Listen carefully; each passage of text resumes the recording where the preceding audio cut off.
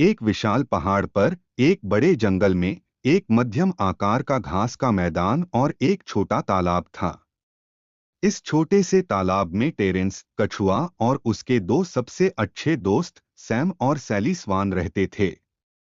हर दिन वे तीनों भोजन के लिए तालाब की खोज करते, एक साथ तैरते और खेल खेलते और किनारे पर कहानियां सुनाते। जब अंधेरा हो जाता तो सैम और सैली एक बड़े पेड़ के नीचे अपने घोंसले में वापस आ जाते और टेरेंस किनारे पर अपने पेड़ के पास अपनी मांद में चले जाते। एक साल बहुत कम बारिश हुई और तालाब सूखने लगा। तीनों दोस्त चिंतित थे और उन्होंने इस बारे में बात की कि उन्हें क्या करना चाहिए। हमें यहीं रहना चाहिए, टेरेंस ने कहा। बारिश हमेशा आती है और तालाब हमारे जन्म से ही हमारा घर है।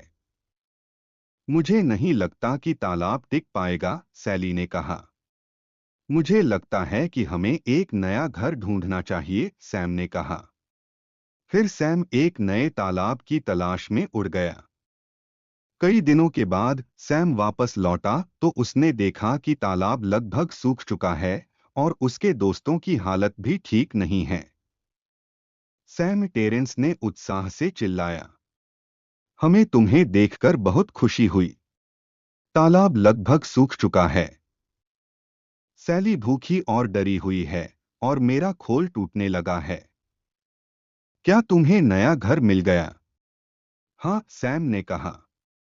यह सुंदर है, लेकिन बहुत दूर है और मुझे नहीं पता कि तुम वहां कैसे पहुंचोगे। तीनों ने बहुत देर तक बातें की। फिर टेरेंस ने कहा, मैं यहीं रहूंगा और अपनी मांद में गहरी खुदाई करूंगा और तुम दोनों मेरे सच्चे दोस्त अपने नए घर के लिए उड़ान भरोगे। नहीं, सैली चिल्लाई। हम सब जाएंगे। कोई रास्ता तो होगा, सैम ने कहा। तीनों चुपचाप चमकते सूरज के नीचे बैठे रहे, दूर के तालाब तक पहुंचने का कोई रास्ता सोचते हुए।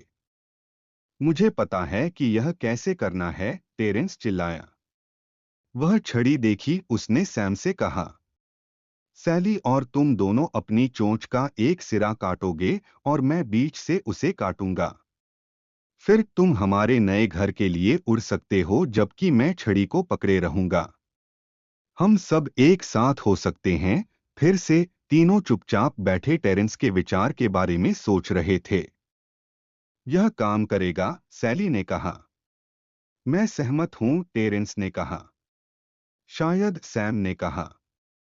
सैम ने टेरेंस और सैली को कुछ मिनटों तक देखा और कहा, हाँ, मुझे लगता है कि यह काम करेगा, लेकिन हम में से कोई भी बात नहीं कर सकता या अपना मुंह नहीं खोल सकता, चाहे कुछ भी हो। क्या हर कोई समझता है? क्या हर कोई सहमत है? हाँ, सैली ने कहा। मैं भी सहमत हूं, टेरेंस ने कहा। टेरेंस, सैम ने दृढ़ता से कहा। यह सबसे महत्वपूर्ण है कि आप बात न करें या अपना मुंह न खोलें। याद रखें, आप उड़ नहीं सकते। मैं समझता हूं, टेरेंस ने कहा। कुछ ही मिनटों में सैली और सैम ने अपनी चोंच में छड़ी को मजबूती से पकड़ लिया। सैम ने अपना मुंह खोला और छड़ी को काट लिया। वे भाग निकले। सैली स्वान और सैम स्वान एक छड़ी से अलग होकर एक दूसरे के बगल में उड़े और बीच में टेरेंस कछुआ लटका हुआ था।